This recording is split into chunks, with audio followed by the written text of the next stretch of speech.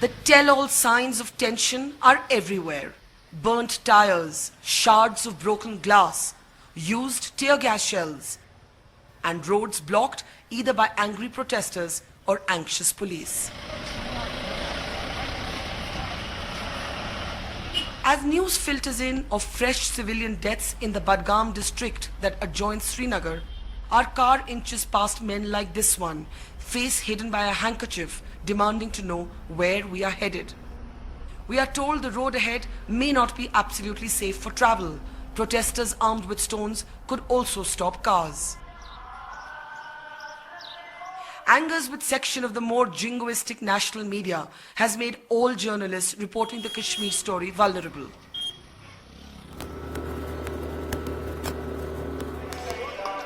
At one point, our drivers, local Kashmiris, refused to travel with us any further. They say the situation ahead is too volatile. Suddenly, the till now lifeless curfew-draped road comes alive with angry residents shouting pro-Azadi slogans.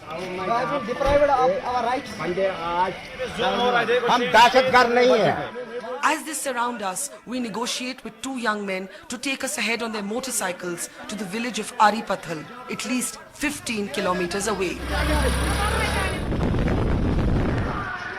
As we clamber on, we are advised to lie low and keep our cameras and our faces hidden whenever we can. For the next 10 kilometers, we speed our way past empty streets, curious onlookers, and makeshift barricades of bricks and boulders manned by local villagers. The young men at the wheel of the motorcycle and scooter tell us if someone stops us, we should let them do the talking.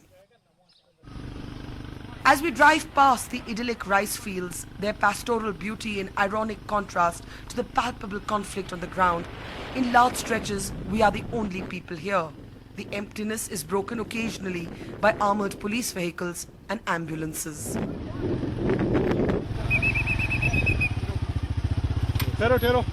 Finally, when we are just 3 kilometers short of the village, we are ordered to halt by the security forces.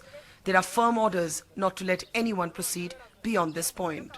We have been stopped about 3 kilometers from the interior village of Aripathal in Budgam district, the latest flashpoint for violence. The tension in the air is palpable. This after 4 civilian deaths in fresh firing from security forces after clashes between protesters and forces. We're also hearing reports of several other people injured. Now, the difficulty of getting here, the difficulty of telling this story, in a sense, underlines just how volatile the situation is. On both sides of the trenches, people are on edge. And as I said, the tension in the air is palpable. Even getting here was an ordeal. And it underlines, it really does underline and bring home, as we look at now 39 days of continued lockdown and curfew in the Kashmir Valley, how things continue to be very much on the edge.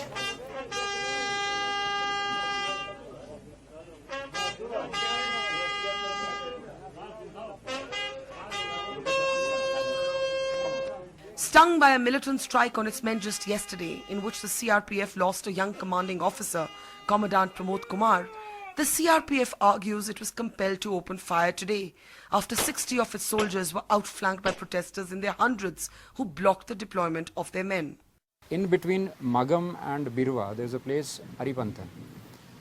Just nearby that, when the company was crossing that area, the road was blocked by boulders and logs. So all the vehicles stopped. The boys, when they started removing those logs and the boulders, suddenly there was a mob from both the sides and started pelting stones. Initially, what the drivers did, they started reversing the vehicles, but from the back again mob came, approximately say 700 plus from all the sides, and because of this heavy stone pelting, so the boys, they used all the raw drill equipment, like they initially fired the tear gas. They have fired a number of long range shells as well as short range. They fired plastic pellets as well, these stun grenades and all. Then when the whole crowd was almost overpowering them, they used pellet. Few of the boys, they were literally lynched. and the weapons were being snatched, our boys. And the mob was very violent. They have hurled petrol bombs also. And at that time, the troops were not left with any other option but to open fire. Initially they fired blank rounds, and that too, the other rounds also in air. It was the aerial firing. But when the mob, this violent mob, they started burning the vehicle and lynching, even the company commander being lynched, and they were about to snatch their weapons, then they had to open fire just to safeguard themselves. 22 of our men, they got injured, 5 of them grievous hurt, and just because of this situation we are not able to provide them proper medical aid also. We are not able to evacuate them. The CRPF says they were attacked by petrol bombs as well, and 22 of their men have been injured. They say they have not been able to evacuate the wounded from the area to give them medical relief. But the former Chief Minister of the state, Omar Abdullah, who also happens to be the local MLA of this area, says he's not convinced.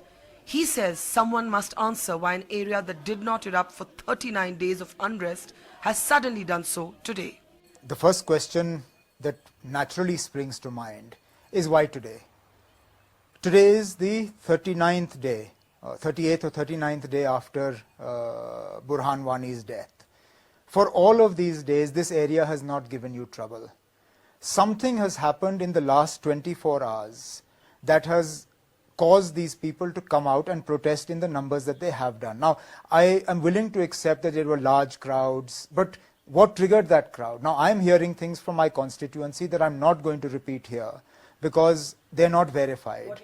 But I'm suggesting that within the last 24 hours, and particularly yesterday evening, there were developments in that area linked to what happened in Srinagar yesterday that gave rise to the protests today. Now, I'm not getting into specifics because it's not verified. If you can verify it, please go on air with it. But obviously something has happened that has caused these people to come out, because otherwise in the last 38 days, yes, there have been protests in Birwa as there have been protests in other parts of the valley, but they haven't been to the extent where you've had to use force like this. I think it is extremely unfortunate that areas that have been relatively calm are now being dragged into these protests because of our own action.